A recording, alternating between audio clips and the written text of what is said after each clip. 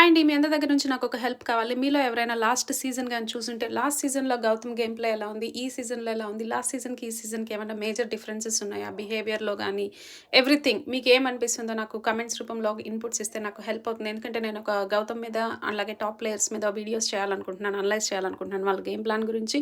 ఈ సీజన్‌లో అయితే గౌతమ్ ఎలా ఉన్నాడు? ఏంటి? తన ఆట తీరు ఏంటి? అన్నది నాకు అర్థమైంది. బట్ లాస్ట్ సీజన్‌లో ఎలా ఉన్నాడో నాకు తెలీదు. బట్ నాకు లాస్ట్ సీజన్‌లో ఎలా ఉన్నాడు అన్నది కూడా కొంచెం మీరు ఇన్‌పుట్స్ ఇస్తే నాకది అనలైజ్ చేయడానికి నాకది హెల్ప్ అవుతుంది. నేను గూడా కొంచెం లాస్ట్ సీజన్‌వి కొంచెం అక్కడక్కడ ప్రోమోస్ అవి ఇవి చూస్తున్నాను. బట్ అది ఎంతవరకు హెల్ప్ అయితదో నాకు తెలీదు. నా అనాలిసిస్ అయితే ప్యూర్‌లీ ఈ సీజన్ బేస్డ్ అనే ఉంటుంది గౌతమ్ మీద.